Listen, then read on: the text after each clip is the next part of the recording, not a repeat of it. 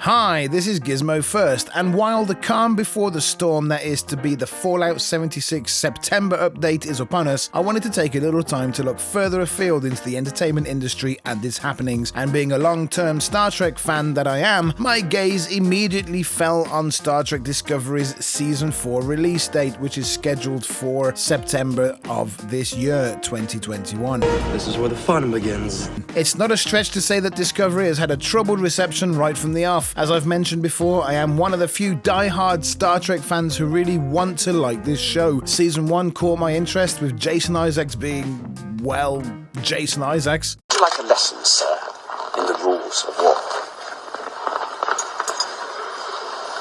Or perhaps your children will.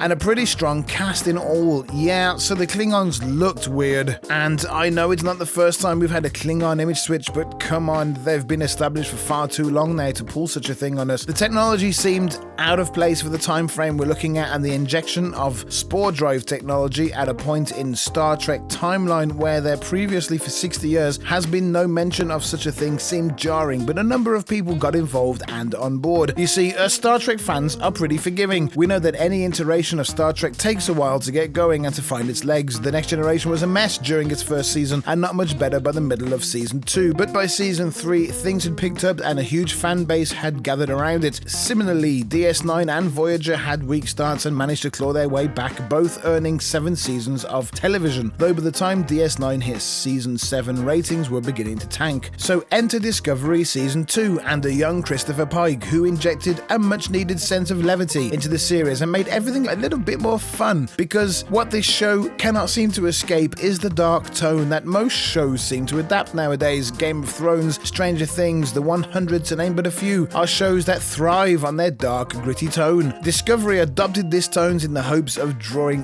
that crowd, but failed to realise that the majority of Star Trek fans watched Trek, whether they were aware of it or not, because of its brighter future approach, where people can put their own egos and ambitions aside for the greater good, and in the interest of the mission at hand. Sure, they had the odd bump in their heads. You want to destroy the ship and run away, you coward. Jean-Luc.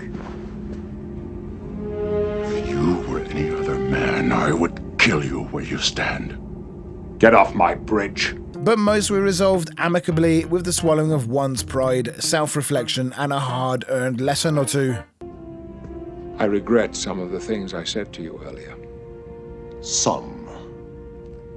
As a matter of fact, I think you're the bravest man I've ever known. Thank you, sir. Discovery tried desperately in Season 2 to gain back some of that viewer base with mixed reactions. Pike injected great charisma and bravado into the show to the point where I'm interested to see his spin-off show, Strange New Worlds. The Klingons were given their hair back, as if hair was ever the issue in the first place, and despite a particularly contrived storyline, it kind of came together, I guess. I saw an opportunity in the show as the crew's cyborg was ejected to make her the Borg Queen we would meet centuries later, but alas, we ended up sending Discovery 900 years into the future. Just to be clear, this always had to happen. The show was never going to escape the burden of the 60 years of lore it has accumulated, so on the surface, this seemed like a good move by the producers, and many were interested to see what Discovery and Alex Kurtzman in particular could achieve with a blank slate. Between Season 2 and 3, however, Kurtzman made it clear in an interview that he wasn't interested in producing Star Trek per se, and the story and history of Trek itself wasn't important, that it was a vehicle for the message. And boy, was that never more apparent than in Season 3. That's no Trek show. It's a dumpster fire. Devoid of any of the elements that made it interesting before, it quickly became abundantly clear for those who to this point hadn't figured it out yet what exactly had been bogging this show down and denying it of any of the success of its predecessors. The main protagonist, Michael Burnham, in short, is the worst kind of self-entitled, arrogant, unlikable character you could ever imagine. Self-righteous and preachy to a fault, disregarding practically everything anyone ever tells her to do because she's just better at everything. Even when she's trying to elevate others, which doesn't happen often, she comes across as being painfully patronizing. People who support this kind of character writing are quick to draw parallels to her and Kirk. Kirk stole the Enterprise to save his friend, in the end destroying the vessel, but the difference here is that Kirk was punished for his transgressions. He never defended his actions, and he shielded his crew by taking full responsibility for his actions.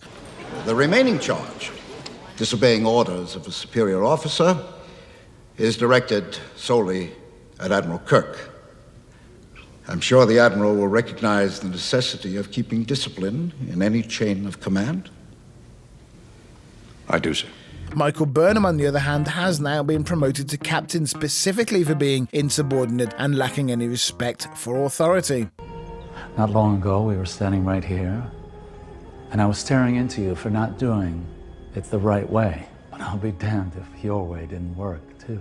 So what can we expect in Season 4? Well, if the trailer is anything to go by, another threat that threatens all life in the universe as we know it, blah blah blah, and everyone hanging on every single word of the space Buddha, who is Burnham. Because this girl can't put a foot wrong. Kurtzman's message is one of do whatever you like, to whomever you like, and accept no responsibility for your actions. If you find that impossible, just threaten to walk away, resign your commission, and sulk in a corner. I will be covering both Picard and Discovery on a week-by-week basis in between my Fallout 76 content, so I hope you'll join me. I want to enjoy this show. I won't be nitpicking for nitpicking's sake, but be prepared that I have a bad feeling about this. so it may or may not trigger some of you. I apologize in advance, but as always, let's engage in the comment section in a civil manner. An exchange of views and opinions is always welcome. This is Gizmo First. Please hit the like and the subscribe, and I'll catch you later.